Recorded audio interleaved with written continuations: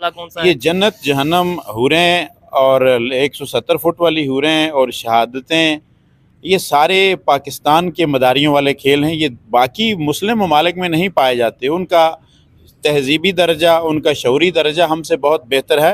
वो बहुत आगे की देखते हैं और बहुत आगे की सोचते हैं। जो गल्फ़ कंट्रीज़ थे वो सारे के सारे पाकिस्तान को भीख तो ज़रूर देते हैं, इनके लिए खजूरें तो उनके पास ज़रूर मौजूद हैं, मगर वो इन्वेस्टमेंट सारी भारत में कर रहे हैं, चूँकि भारत में वो अपनी इन्वेस्टमेंट को महफूज समझते हैं। बुनियादी तौर पे ये सारा चंदे का खेल है। मैं तो इसे यूँ कहूँगा, जिस तरह कहा जाता है कि दुनिया में कहीं पे भी कोई छोटी मोटी तहरीक चलती है तो अमरीकी बहरी बेड़ा और पाकिस्तान में चंदे का डब्बा हरकत में आ जाते हैं। जय हिंद दोस्तों, जय श्री राम दोस्तों। मैं आदित्य राठौर आप सभी दर्शकों का स्वागत करता हूं आपके और अपने YouTube चैनल पे। तो दोस्तों आज हम जो वीडियो देखने वाले हैं वो रियल एंटरटेनमेंट टीवी चैनल का है और इस पे शोएब चौधरी ने, एक सीनियर जर्नलिस्ट है, ये सवाल किया है कि क्या OIC मेंबर्स कश्मीर के मुद्दे पे पाकिस्तान का साथ देंगे या नहीं। इस सीनियर जर्नलिस्ट ने जिस तरीके से हकीकत को बयां किया, ये पाकिस्तानियों के कान से खून निकाल देगा अगर ये पाकिस्तानी सुनते हैं तो। आइए दिखाते हैं आपको ये वीडियो। इस्लामिक कंट्रीज कश्मीर काज, कश्मीर इश्यूज में पाकिस्तान के साथ खड़े आज 2024 में नजर आ रहे हैं। आज 2024 की बात नहीं है। दुनिया अपने मकासद के लिए चलती है। मुल्कों के अपने अपने मसाइल हैं, दाखिली मसाइल हैं, मारूजी हालात हैं और वो उसके तहत फैसला करते हैं। ठीक है। ये जो उम्मा और उम्मा का लफ्ज़ है और ये उम्मत वाला दर्द, ये सिर्फ पाकिस्तान में है। खंजर चले किसी पर तड़पते हैं हम अमीर, सारे जहां का दर्द हमारे जिगर में है।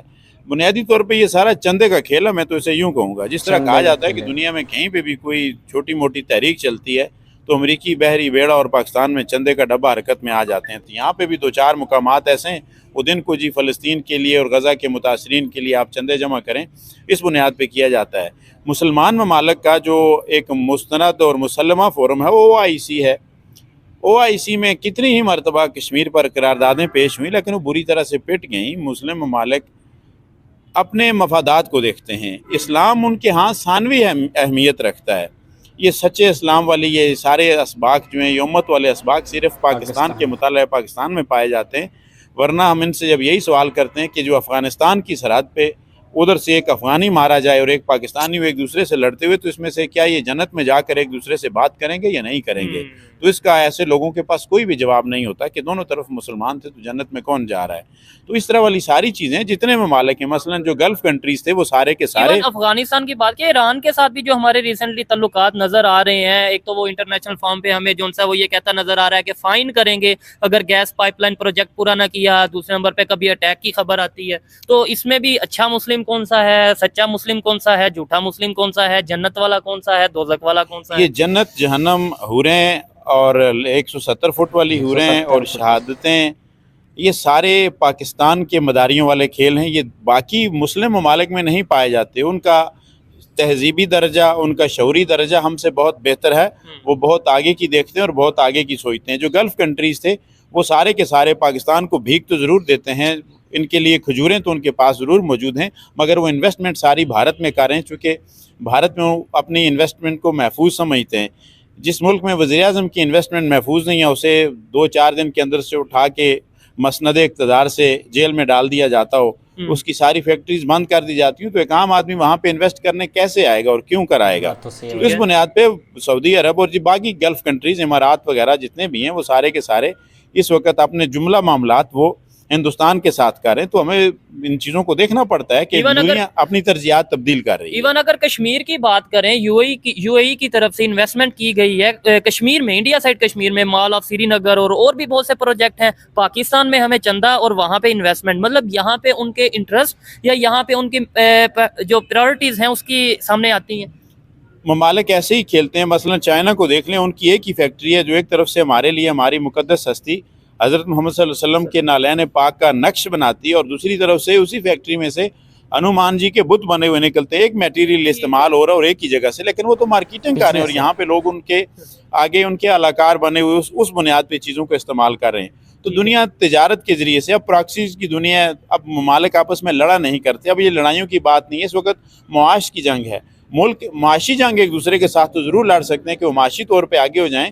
बाकी ममालिक का अवामी शऊर इतना बढ़ चुका है कि वो जंग की तरफ अगर कौमें जाना भी चाहें, मसलन मैं यूँ एग्जांपल दूं कि अगर अमेरिका इस वक्त पूरी दुनिया पे कब्जा करना चाहे तो कोई भी उसे रोकने वाला नहीं है। हाँ, उसे रोकने वाला सिर्फ अमरीकी अवाम का शऊर है कि अगर अमरीकी एक शहरी भी बाहर मरता है किसी जंग में, पराई जंग में, तो उसका मुहासबा कांग्रेस से किया जाता है, उसका मुहासबा सदर से किया जाता है कि एक शहरी क्यों मरा। वो जंग में नहीं झोंकने देना चाहते। सिर्फ हमारे यहाँ ये है कि गज़वा होगा, मार होगा, वो जो शेख रशीद टाइप सियासत है कि जलाओ, घेराओ, इनका पथराव मंदिर की घंटियां बजा देंगे, ये कर देंगे। तो ये घंटियां बजाने का वक्त नहीं है, अब ये ग्लोबल विलेज है। अब आप घंटियां बजा के और घंटे बजा के फिर आप घंटा घर खेलते रहेंगे और आपके हाथ में कुछ नहीं होगा। सर, अभी रिसेंटली इंडिया की जो एक टीम है प्रॉपर, वो उनका अफगानिस्तान का विजिट रहा है और अफगानिस्तान के मिनिस्टर ने शुक्रिया अदा किया कि भाई आप जिस तरीके से हमारी हेल्प कर रहे हैं, ह्यूमैनिटेरियन असिस्टेंस दे रहे हैं, प्रोवाइड कर रहे हैं। वहाँ की असेंबली बनाई गई, वहाँ पे डैम प्रॉपर बनाए गए हैं इंडिया की तरफ से। यही अगर हम रिलेशन बेहतर कर लें तो क्या आपको नहीं लगता कि जिस तरीके से बांग्लादेश, जिस तरीके से अफगानिस्तान, ईरान अपने तल्लुकात बेहतर कर रहा है? अफगानिस्तान की जब बात करें तो आपने बिल्कुल सीधी और सामने की मिसाल दी है कि किसी ने क्या दिया है। दुनिया ने वाक़यात तो हवादिस की शक्ल में जो कुछ मुझे दिया था वो लौटा रहा हूँ मैं। पाकिस्तान के नूरी और शमशीर बेस से त्यारे उड़कर जाते रहे और अफगानिस्तान के उन शहरियों को आतिश और बारूद का ढेर बना दिया गया। उनको जीते जी बच्चों को और औरतों को, जिनका इस जंग में कोई किरदार नहीं था, वो किसी एक तरफ नहीं थे, वो सिर्फ अपनी ज़िंदगी जीना चाहते थे और उनको भस्म कर दिया गया। उसके एवज़ आपने यूनेस्को और बाकी आलमी इदारों से इमदाद लेके उनके पनाह गज़ीनों को यहाँ पे पनाह दी और कुछ अरसा खिलाया पिलाया, उन्हें नमक हराम के ताने दिए और उसके बाद बैक बीनी और दो गोश्त उन्हें पकड़ के निकाल दिया गया। जाते हुए उनकी गिरिया गुनाह और फरियाद गुनाह नजरें वो आलमी दुनिया ने देखा उसे कि ये चल क्या रहा है यहाँ पे। आप उन्हें भेजें, आप उन्हें तोहफे में बम दें, बारूद दें और उसके बाद आप तवक्को रखें कि जी वो बदले में आपके लिए बिछ जाएंगे, आपके इस्लामी भाई बनते रहेंगे। तो ये भाईचारा दो तरफा होता है, ताली एक हाथ से नहीं बजाई जा सकती। जबकि उसके मुकाबले में आपने उन्हें तालिबान दिए, आपने ज़बरदस्ती बंदूक के जोर पे वहाँ उन अवाम पे कब्जा करवाया। अमेरिका के कहने पे ऐसे ये सी पैक की गेम की वजह से सारा हो रहा था। जबकि उसके मुकाबले में इंडिया ने वहाँ डैम्स दिए, इंडिया ने वहाँ पे स्कूल्स दिए, इंडिया ने वहाँ पे इन्वेस्टमेंट की। इंडिया उनको शऊर की तरफ ले जाने के लिए आगे बढ़ा और पाकिस्तान उन्हें बेशऊरी की दुनिया में धकेलने के लिए आगे बढ़ा। तो तरजीहात का फ़र्क बिल्कुल वाज़ेह है। उन्होंने दोनों को उसी ज़बान में पे बैक कर दिया। जो पाकिस्तान ने किया था तो वो पाकिस्तान की तो लगाई हुई बाढ़ उठा के ले गए और ये उनके साथ छेड़ नहीं सके, कुछ कह नहीं सके।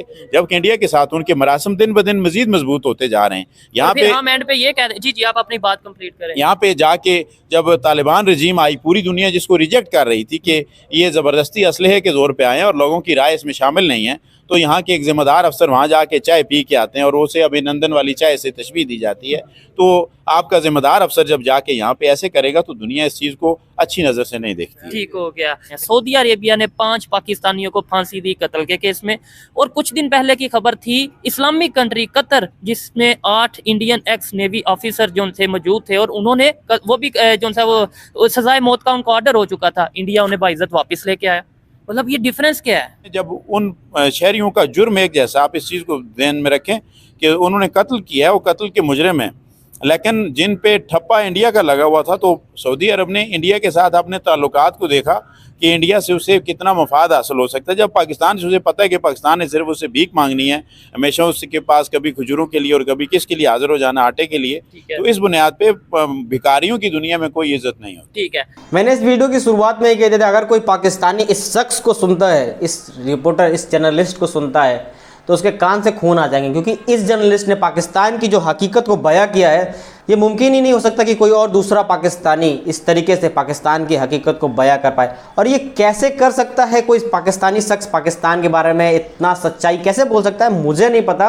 लेकिन इस शख्स ने जो भी कहा है हूबहू सही कहा है, बहुत ही बेहतरीन। लेकिन इस शख्स ने जो भी कहा है वो पाकिस्तान की सच्चाई है। और पाकिस्तान ने अफगानिस्तान पे शुरू से ही जुल्म किया है। पाकिस्तान से जंगी बेड़े उड़ते थे और अफगानिस्तान में बमबारी करते थे, जिससे वहाँ पे बूढ़े, बच्चे, औरतें बेफिजूल मारे जाते थे और इसके लिए पाकिस्तान को फंडिंग मिलती थी। और आज वही अफगानिस्तान भारत की मदद से पाकिस्तान को भी पीछे छोड़ के अपनी अर्थव्यवस्था और मजबूत करता जा रहा है। और आज पाकिस्तान को ही अफगानिस्तान आंख दिखा रहा है। वही कहते हैं ना, जो जैसा करेगा उसको वैसा भरना पड़ेगा।